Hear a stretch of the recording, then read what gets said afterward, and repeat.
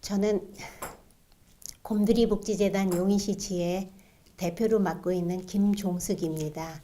그리고 저희 재단에서 장애인신문 용인시 지사장을 겸임하고 있으면서 2005년부터 지금 현재까지 그 직책을 유지하고 있습니다. 2008년도에 경기도에서 사례관리를 처음 관에서 도입을 해서 제가 현장에 있으면서 보니까 사례관리라는 용어가 너무 생소하고 해서 강남대학교 사회복지전문대학원에 석사로 입학을 해서 현재는 박사는 수료했고요. 논문으로 장애 아동 어머니들의 자살 생각에 관한 변인에 대한 연구로 본심사를 앞두고 있으며 용인에서 이 복지를 활동하다 보니까 자연스럽게 2017년도 대통령 선거에 조직본부장을 특보로 맡았고 또 복지특보로서 선거라는 것을 처음 해봤습니다. 그래서 대인관계를 그쪽에서 이어서 오다 보니까 제가 오늘 여기에 면접을 보러 오게 되었고 저는 사회복지 쪽에서만 오래 있어서 복지에 대한 이런 마인드와 이것이 보건복지부하고 혹시 연계해서 지자체에서 할 수 없는 것을 중앙정부에서 할 수 있으면 좋겠다고 생각을 해서 여기에 지원을 하게 됐습니다. 저희 복지 쪽에서는 아무래도 지금 더불어민주당 쪽에서 포괄적으로 하는 복지, 그러니까 선택적인 이런 거를 선별적인 이런 것보다는 포괄로 하는 복지를 하기 때문에 장애인이나 기타 이게 그러니까 취약계층에 있는 이런 분들은 아무래도 이 더불어민주당에 대한 선호도가 무지 높죠. 그리고 시설에 있는 어떤 장애인들이 대부분이 모두 다들 그러니까 이런 건 표로 얘기하면 안 되는데요. 몰표를 주다시피 하는 이런 경향은 그분들이 느끼는 거는 역시 더불어민주당에서 복지만큼은 정말 최고다 이런 게 있습니다. 본인이 그렇게 수행을 하신 거예요? 그렇죠. 왜냐하면 저희는 나눔이라는 거를 뺄 수가 없고 또 그분들이 그 언어구사 이런 게 저도 사실 박사 과정을 이렇게 공부하면서 이제 그 전문적인 용어를 사용하긴 하나 실제 저희 지회에서 장애인 거주시설이든가 아니면 노인 아니면 기타 이제 사업 같은 거를 하게 되면 거의 저소득층하고 하게 되면은 그분들이 느끼는 정서는 거의 그렇습니다. 그게 아마 노무현 대통령 때 그 보편적 복지를 확대한 그런 영향이 있지 않나 하는 거를 제가 현장에서 느낀 사람이에요. 그래서 혹시 제가 공부한 거하고 그 현장에 있는 거를 중앙정부하고 연계를 해서 사실 저희 지방정부에서는 그렇게 할 수 있는 일이 없어서 제가 한번 지원을 해서 처음이세요? 네, 처음이에요. 정치권에 네, 처음입니다. 용감하시네요. 저는 정당에 가입도 못했던 게 저희 곰들이복지재단 용인시 지회 대표만 하다 보니까 제가 사실은 한국당, 더불어민주당 이런 가입을 안 해봤습니다. 처음으로 제가 여기 열린민주당에 네, 가입이라는 걸 해봤습니다.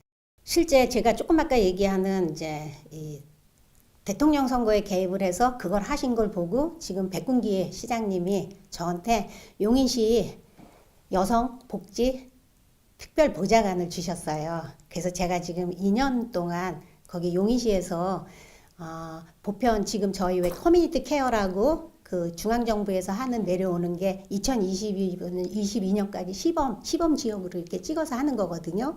근데 예산의 그 편성을 보면 거의 중앙정부에서 내려오는 이런 거 이외에 그 지역복지, 그 지역의 욕구를 실현할 수 있는 이런 것이 거의 없어요.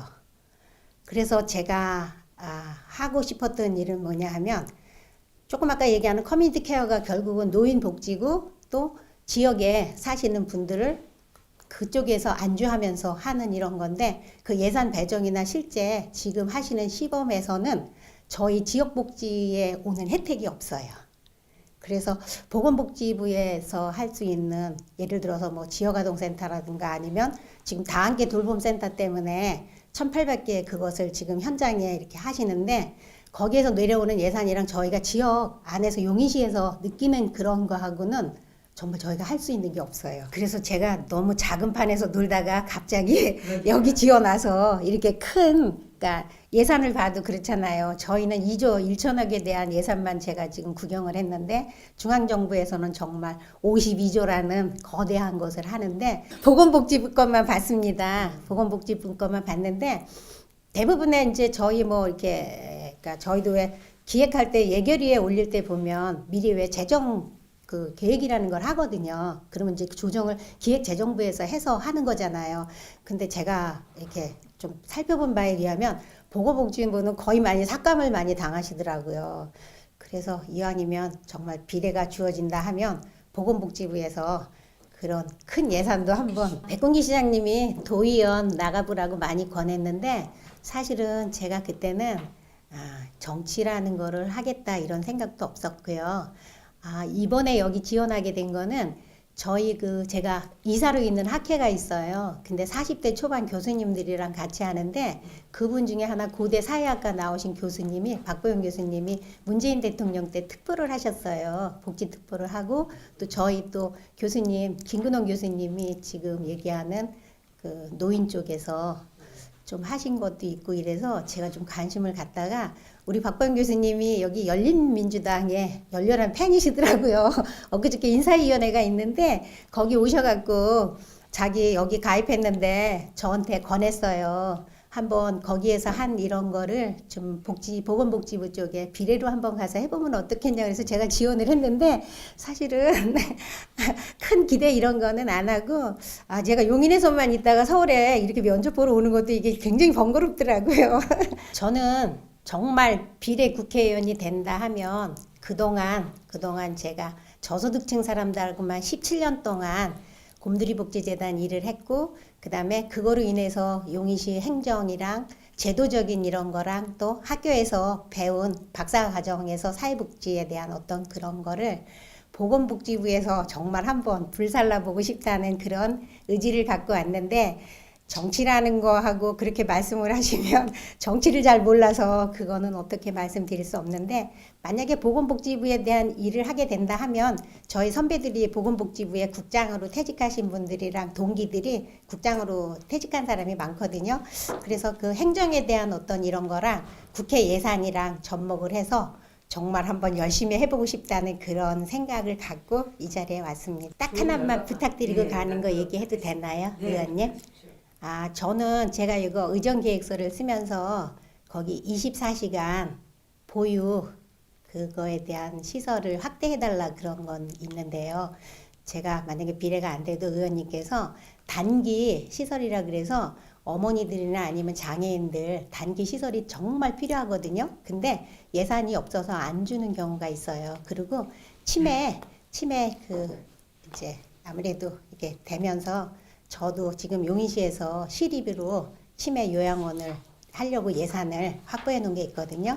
2022년까지 중앙정부에서 35억을 지원해주고 저희는 그거를 국민건강회 증진센터 있죠. 그 10억을 해서 45억을 지금 확보해 놔서 제가 그 계획서를 하면서 도움을 많이 받아서 오늘 여기 올 수 있었던 것 같아요. 두 가지는 지금 저는 안 뽑아주셔도 그것만 지금 해주시면. 저는 이제 나갈 사람이라 아무 힘이 없고요. 네.